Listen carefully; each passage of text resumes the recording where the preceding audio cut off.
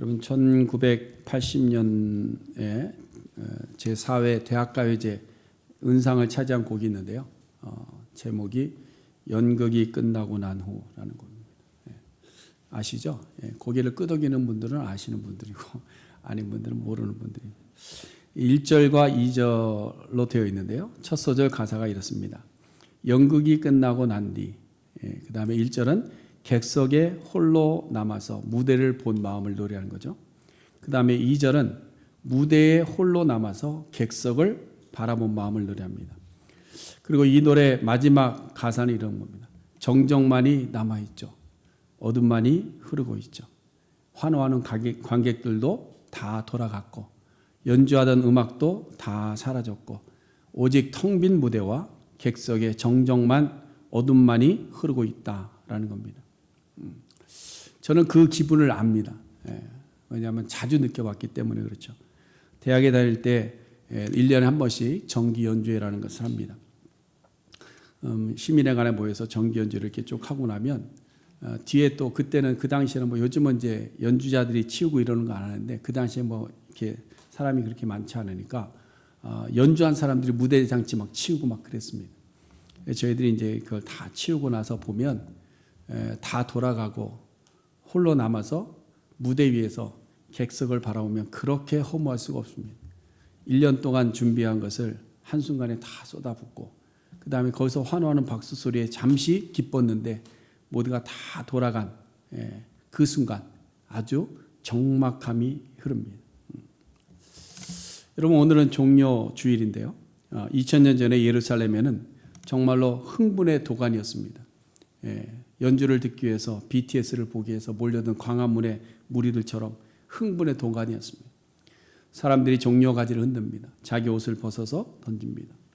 환호합니다. 너무나 뜨겁습니다. 그 열기가. 그러면서 뭐 떼창을 하죠. 호산나 다윗의 자손이여 떼창합니다. 찬양하는 소리로 예루살렘 모든 길들이 가득 채워졌습니다. 제가 이전에 섬기던 교회에서도 고난주간 특별 새벽기도회를 하게 되면 꼭 그랬습니다.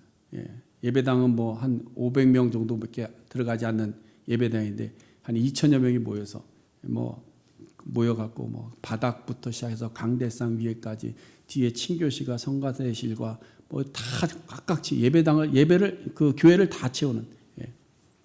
그래서 뭐 새벽 3시부터 막 교회 차들이 그 쉔백길을 막 쭉 타고 들어가고 예배당으로는 애들 포대기 안은 애기 엄마들이 뭐 포대기 안고 저희들도 우리 애기들 그때 아주 어렸을 때인데 걔들 막 졸린 눈 비병하는 거 그걸 끌어안고 예배당 올라가서 또 제일 앞자리에 앉으려고 강대상 앞쪽에 의자도 없는 바닥에 막 앉고 막 그러면서 했습니다. 시카고의 노인 아파트에 차를 보내면 새벽 2시부터 운행 시작하는데 목회자들이 가서 차서 운행해서 모시고 오면 그 어르신들이 그 노구를 이끌고도 새벽에 올라옵니다. 여기 위스콘신 케노시아 저희도 성도님들 계시는데 헤브론 교회까지 막 거기까지 성도님들이 막 내려옵니다. 그렇게 일주간이 지나고 나면 정신이 없습니다. 그런데 한 주간 딱 지나고 나면 그 다음에 예배당 어떨까요? 정적만이 흐르고 있죠.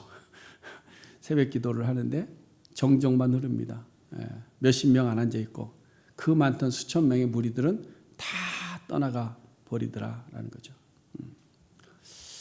예루살렘에도 그렇게 뜨겁게 환호하며 찬양하는 소리로 가득 메웠던 군중들, 그 군중들이 한순간에 쑥 사라져버리고 사라질 뿐만 아니라 그들의 환호하는 소리가 이제는 원망과 박해의 소리로 변합니다.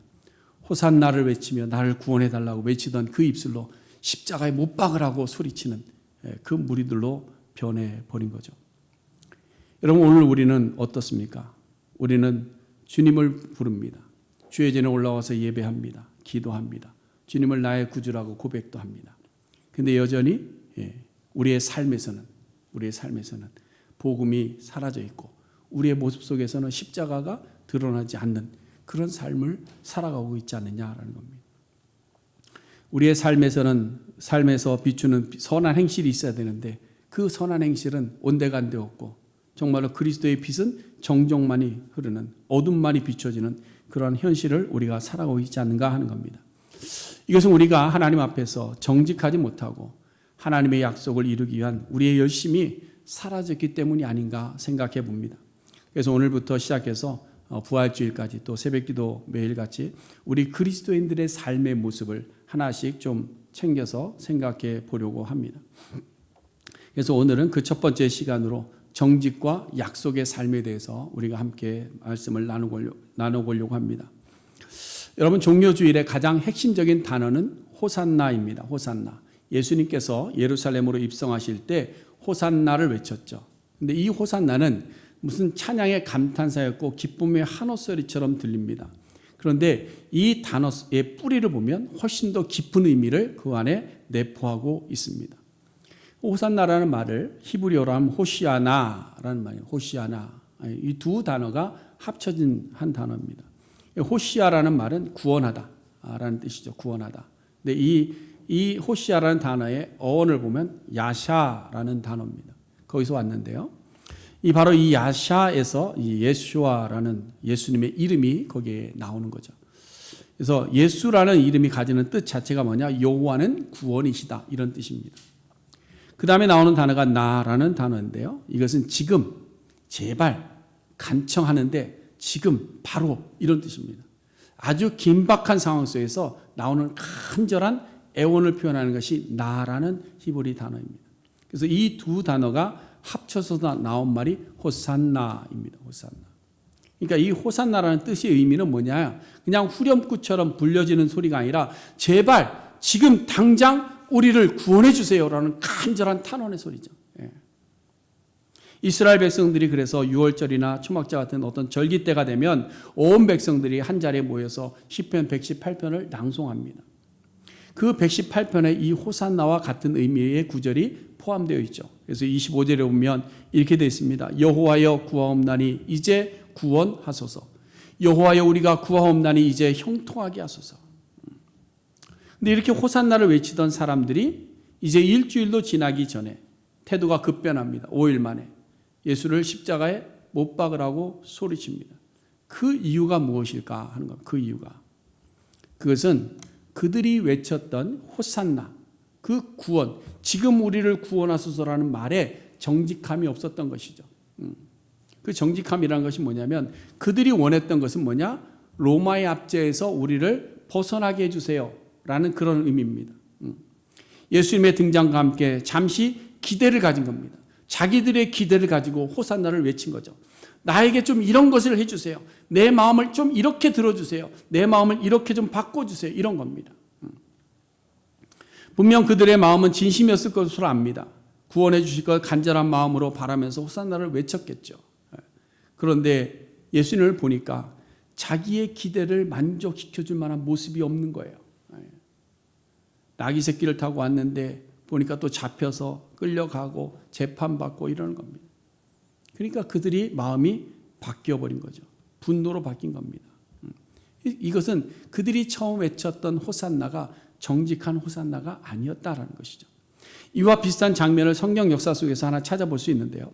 사사시대에 보면 이스라엘의 주변 민족들이 침략으로 위기에 처하게 되면 하나님께서 사사를 보내셔서 백성들을 구원하시는 그런 패턴이 반복되는 시대가 사사시대죠. 그중에 이제 미디안이라는 민족이 늘 이스라엘을 괴롭혔던 민족 중에 하나인데요. 이 미디안이 7년 동안 이스라엘을 괴롭힙니다. 그래서 곡식도 빼앗고 가축도 빼앗고 백성들을 막 짓밟으니까 백성들이 피해서 굴 안으로 도망가고 막 그랬어요. 그 고통에 그게 달아있을 때 하나님께서 누구를 세우시느냐? 기드온을 세웁니다. 기드온이 처음에는 사양했어요. 나 같은 사람이 어떻게 하면서 사양합니다. 그리고 거절도 해봅니다. 그런데 하나님 앞에 시험하죠. 자기가 두 가지 표적을 하나님께서 보여주시면 제가 하겠습니다. 근데 그것을 하나님께서 다 보여주시죠. 그리고 나서 이것을 하나님의 부르심인 줄 알고 이제 사사로 기드온이 헌신합니다. 그가 사사로서 헌신하면서 가장 먼저 한 것이 뭐냐면 백성들이 가지고 있었던 바알의 제단을 허무는 겁니다. 제단들을 우상을 섬기던 모든 것들을 허무는 일을 했어요. 근데 사실 백성들 입장에서는 그것을 원한 건 아니었어요. 그런데 그래도 그냥 기다리고 있었습니다. 왜냐하면 기드온이 자기들을 위해서 잘 싸워주니까. 그래서 7장에 보면 그 유명한 기드온의 306사의 내용이 펼쳐지죠. 말도 안 되는 300명을 가지고 수십만의 대군과 싸워서 놀라운 승리를 이루어냅니다. 이렇게 큰 승리를 이루고 나니까 자기들이 원하지 않았던 바알도 다 부숴버렸지만 그럼에도 불구하고 신뢰가 가는 거예요. 저 사람이 우리를 살려줄 수 있겠구나.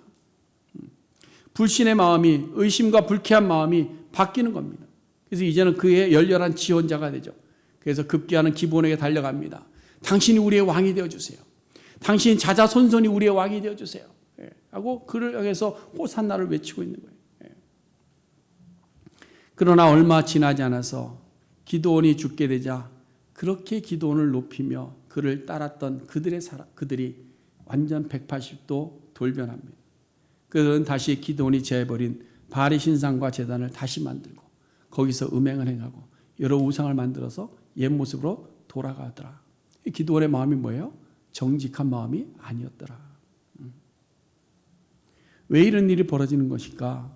그들이 기드온을 따랐던 이유는 그들이 자신들의 바알 제단을 허물어 버린 기드온임에도 불구하고 그들이 참았던 이유는 미디안의 압제에서 자신들을 건져준 일, 그것 때문입니다. 자기들이 기대하는 것을 이루어준 것 때문이죠.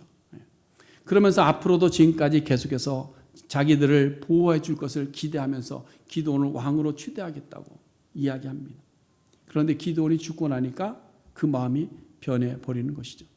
한마디로 그들은 기드온이라는 사람을 보고 호산나를 외쳤지 하나님을 향해서 호산나를 외치지 않았다라는 겁니다. 자신들의 눈에 보기 좋은 것을 따라 이리저리 옮겨다니는 마음이. 예전에 한국에 굉장히 유명한 목사님 한 분 계셨어요. 여러분들도 이름을 대면 다 알 겁니다. 갑자기 혜성같이 나타났어요. 그분의 책이 엄청나게 팔렸습니다. 수도 없이 팔려나갔어요. 그리고 그 사람한테 가서 막 은혜 받았다고 하는 분들이 너무너무 많았어요. 그래서 막 교회들마다 그분 모셔다가 집회하고 막 그랬어요. 근데 이분이 도덕적인 하나의 문제가 생겼습니다. 그러자마자 바로 태세 변환합니다. 그래서 그 사람을 욕하기 시작하는 거예요. 그러면서 그 썼던 책들을 다 불태워버린 사람도 있어요. 자기 책장에서 뽑아버린 사람도 있습니다. 제 책장에는 아직 그분 책이 남아있긴 한데요. 사람에 대한 것과 사상에 대한 것의 차이를 구분하지 않는 것 같습니다. 여러분, 우리의 신앙 고백은 과연 하나님 앞에서 정말로 변하지 않는 정직함을 가지고 하나님 앞에 신앙을 고백하고 있는가 하는 거예요. 하나님, 내가 하나님을 믿습니다 라고 고백하는데, 주님 당신이 나의 주인입니다 라고 고백하는데, 주님 당신이 나의 왕으로 오시기를 원합니다 라고 고백하는데, 그것이 과연 우리의 정직한 고백인가 하는 것이죠. 여러분, 지금 우리가 외치는 호산나는 무엇 때문에 호산나를 외칩니까?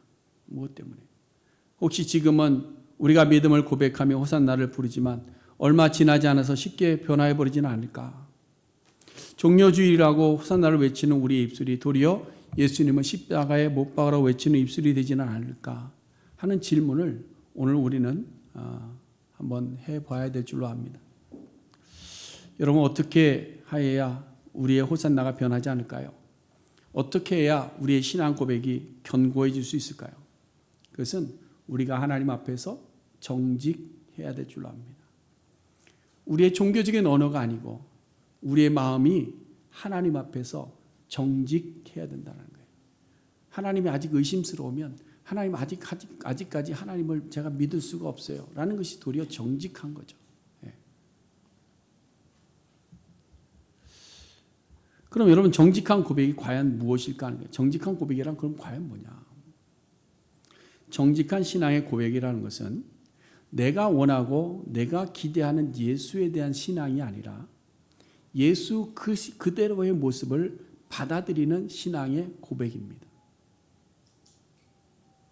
우리에게 위로를 주시고 우리에게 힘을 주시고 우리를 도와주시는 예수님의 모습도 있지만 우리를 심판하시고 우리에게 명령하시고 우리에게 이런 것들을 요구하시는 그것도 예수님이에요.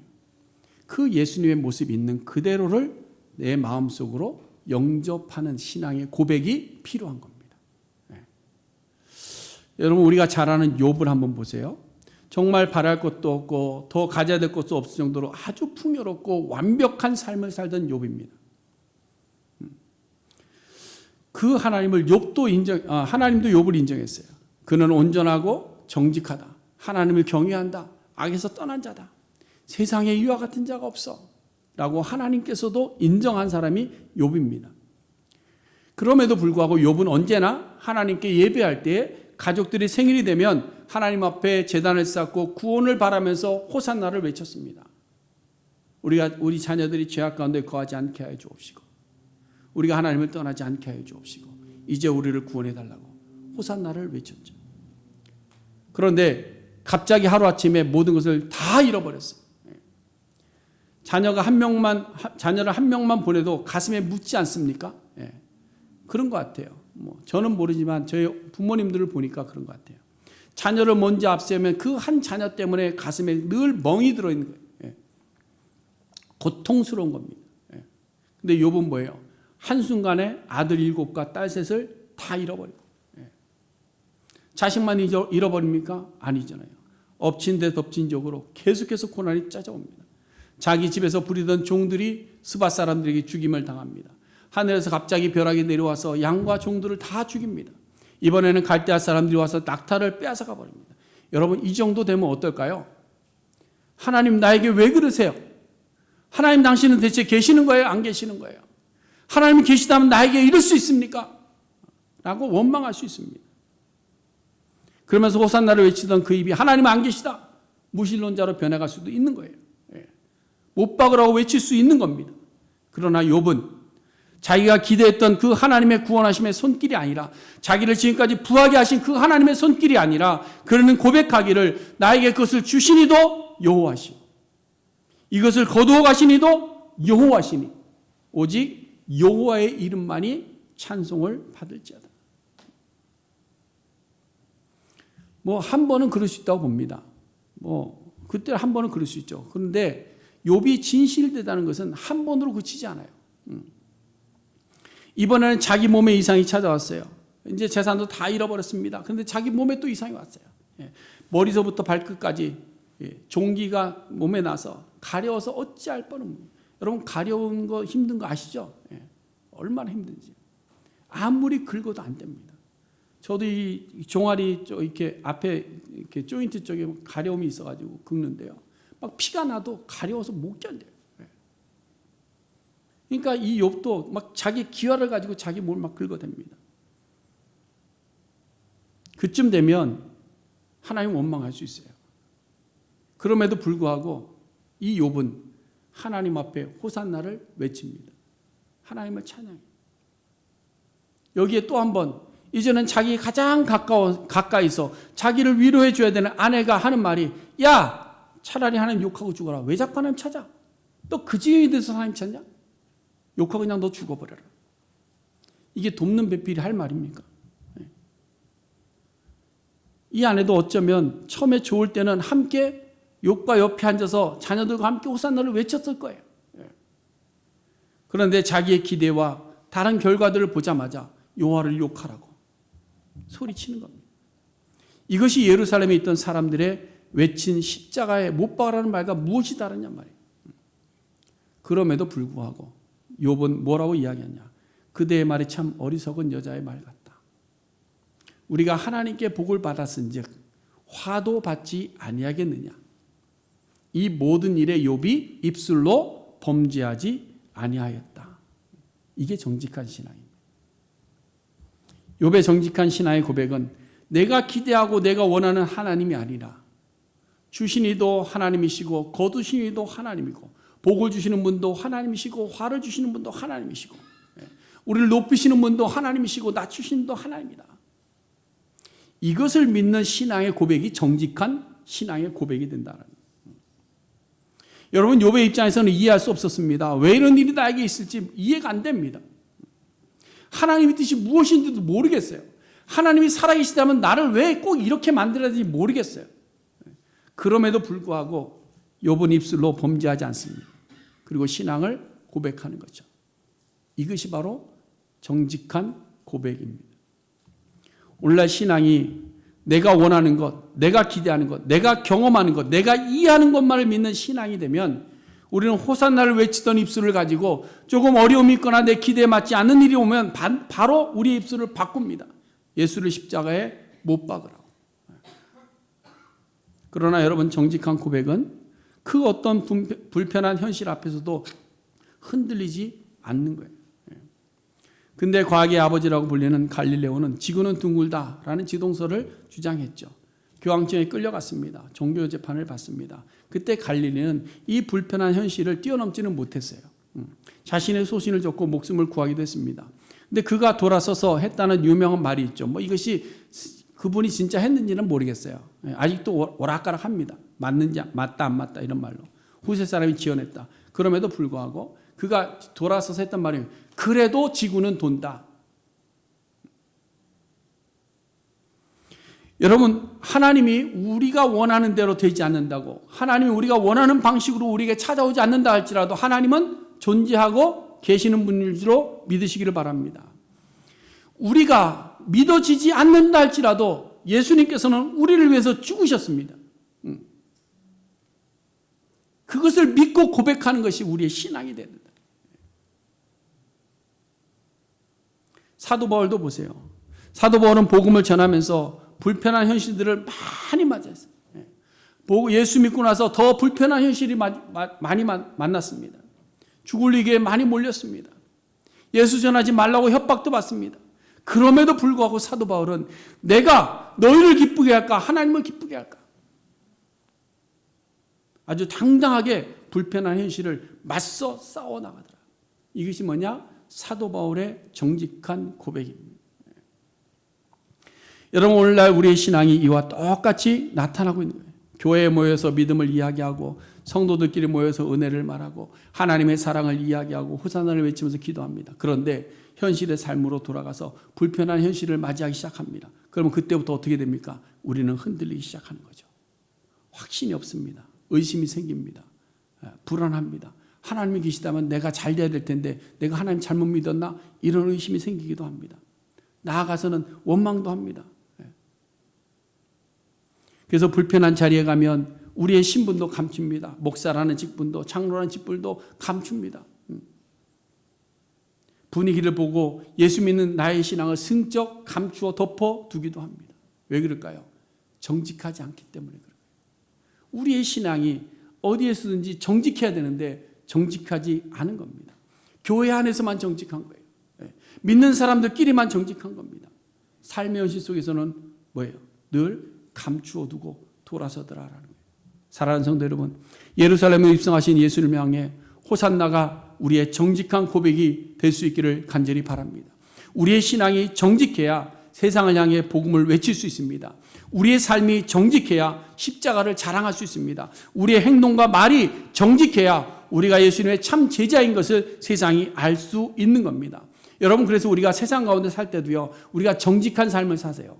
믿지 않는 사람들에게 사기치지 마시고요, 거짓말하지 마시고요, 속이지 마시고요, 그들 앞에서도 정직한 삶을 살아갈 수 있기를 바랍니다. 그래야 저들이 우리를 바로 저들이 참 그리스도인이구나 라고 이야기할 수 있는 겁니다. 여러분, 하나님은 정직하신 하나님이십니다. 믿으십니까? 하나님은 정직하신 분입니다. 그렇기 때문에 하나님은 정직한 자를 기뻐하십니다. 우리 역대상 29장 17절 말씀 우리 스크린 보면서 같이 읽어봅니다. 시작. 나의 하나님이여, 주께서 마음을 감찰하시고 정직을 기뻐하시는 줄을 내가 아나이다. 내가 정직한 마음으로 이 모든 것을 즐거이 드렸사오며 이제 내가 또 여기 있는 주의 백성이 주께 자원하여 드리는 것을 보니 심히 기쁘도소이다. 아멘. 그렇습니다. 하나님은 우리의 마음을 아실까요? 모르실까요? 아십니다. 우리의 고백하는 소리만 들으실까요? 고백하는 마음을 보실까요? 고백하는 마음을 보시는 거예요.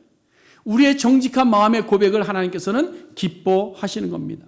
다윗은 정직한 마음으로 하나님께 그의 모든 삶을 드렸습니다. 주의 백성들도 자원하여 정직함으로 하나님께 헌신하는 고백을 드렸습니다. 그러므로 오늘 예수 그리스도를 마음으로 영접하시고 정직한 호산나를 외치는 우리 모든 성도님들 될 수 있기를 주님의 이름으로 간절히 축원해 드립니다. 자, 그럼 정직한 자들의 삶이 정말 정직한지 아닌지 어떻게 알 수 있는가? 어떻게 알 수 있는가? 어떻게 확인할 수 있을까요? 약속한 것을, 내가 말로 약속한 것을 지키는지 안 지키는지 보면 아는 겁니다. 여러분, 예수님께서는 약속을 지키시기 위해서 지금 예루살렘으로 입성하고 계시는 거예요. 약속 없이 그냥 갑자기 방문하신 것이 아닙니다. 예수님께서는 자신이 죽임 당하실 것에 대해서 예루살렘으로 들어가서 잡히고 고난 당하고 죽고 부활할 것에 대해서 3번씩이나 말씀하셨어요. 마태복음 16장 21절에 보시면 이때로부터 예수 그리스도께서 자기가 예루살렘에 올라가 장로들과 대제사장들과 서기관들에게 많은 고난을 받고 죽임을 당하고 제3일에 살아나야 할 것을 제자들에게 비로소 나타내셨다 말씀하죠. 17장에 한 번 더 얘기하시고 20장 18절과 19절에 한 번 더 말씀합니다. 이것은 예수님께서 정직한 말씀으로 약속해 주신 것들입니다. 그 약속을 지금 예루살렘으로 입성하시면서 지키고 계시는 거예요. 그것을 지키기 위해서 예루살렘으로 입성하셔서 한 주간 동안 고난을 당하시고 성금요일에 잡혀 죽으시고 주일에 부활하시면서 그 약속을 완성시켜 주시는 거예요. 여러분, 이번 한 주간 예수님께서는 너무나도 고통스러운 고난의 시간을 분명히 보내실 것입니다. 따르던 제자들도 예수님과 함께 기도해 주지 않습니다. 함께 늘 쫓아왔던 제자들이 예수님과 함께 기도해 주지 않습니다. 한순간도 눈 뜨고 함께 기도해 주지 않는 거예요. 예수님 홀로 땀방울이 핏방울이 될 때까지 기도하실 겁니다. 예수님은 홀로 하실 거예요. 제자들이 그 길을 막아서고 제자들이 배반합니다. 가장 가까이서 목숨을 버리겠다고 호언장담하던 제자의 배신도 경험하게 될 겁니다. 그러면서 예수님은 어떻게 하느냐? 자신이 우리에게 주셨던 그 약속을 반드시 홀로 지켜 가시는 거예요. 죄가 없으신 분이 죄인의 손에 죽임을 당하는 고난도 십자가에서 홀로 당하시고 약속을 지켜주셨습니다. 하나님이신 예수님이 죽음의 자리에 들어가는 고난도 달개지시는 시간을 분명히 가질 것입니다. 무엇을 위해서? 오직 약속을 지키기 위해서입니다. 여러분, 이렇게 아무도 알아주지 않아도, 어느 누구도 인정해 주지 않고 도와주지 않아도 자신이 한 약속을 끝까지 지키는 것이 바로 정직한 자들이 맺는 정직한 자의 열매인 줄로 믿습니다. 어느 한 노 부인이 매일같이 요양원을 찾아갔다고 합니다. 왜냐하면 거기에 치매에 걸린 자기 남편이 거기에 있었기 때문이죠. 남편이 아내를 알아봐주면 좋은데 남편이 이제 아내까지도 알아보질 못합니다. 그래서 매일 가서 마주 앉지만 어제 왔던 것도 기억을 하지 못합니다. 아내가 매일같이 가서 안부를 묻습니다. 안녕하세요. 안부를 물으면 잘 잤어? 물으면 누구세요? 하는 것이 그들의 첫 인사였다고 합니다. 매일 같은 이야기를 처음 보는 사람처럼 대하는 남편이지만 이 노부인은 하루도 빠지지 않고 요양원을 찾아옵니다. 너무 안타까워서 옆에 침상에 있던 사람이 이야기했죠. 아니, 남편이 당신 알아보지도 못하는데 왜 이렇게 매일 오세요? 그냥 가끔 한 번씩 들다 보시지. 그때 아내 되는 노부인이 조용히 대답했다고 합니다. 남편은 나를 기억 못해도 나는 그를 기억합니다. 남편은 나를 기억하지 못해도 나는 그 사람과 한 약속을 나는 기억합니다. 정직한 사람은 상대방이 나를 알아주지 않아도 내가 한 약속을 끝까지 지키며 사는 것입니다. 약속을 잘 지켜야 돼요. 약속. 룻기에 나오는 룻은 남편이 죽은 이후에 시어머니 나오미와 함께 남편의 고향으로 가죠. 나오미는 룻에게 이야기합니다. 내가 너에게 해줄 것 아무것도 없어. 나 따라가봐야 너 힘들다. 그러니까 너 이제 친정으로 돌아가라. 남편도 죽었으니 가서 새 살림 살아라. 그런데 오르바는 그 말을 듣고 자기 집으로 돌아가지만 룻은 시어머니를 따라갑니다. 룻은 비록 남편이 없지만 남편과의 약속을 지키기 위해서 어머니를 따라간 겁니다. 그리고 시어머니에게도 약속을 하고 그 약속을 지키죠. 그가 무슨 약속을 했느냐? 룻기 1장 16절에 보니까 어머니가 가시는 곳에 나도 갑니다. 어머니가 머무는 곳에 나도 머물 것입니다. 어머니의 백성이 나의 백성이 될 것입니다. 어머니 하나님이 나의 하나님이 되실 겁니다.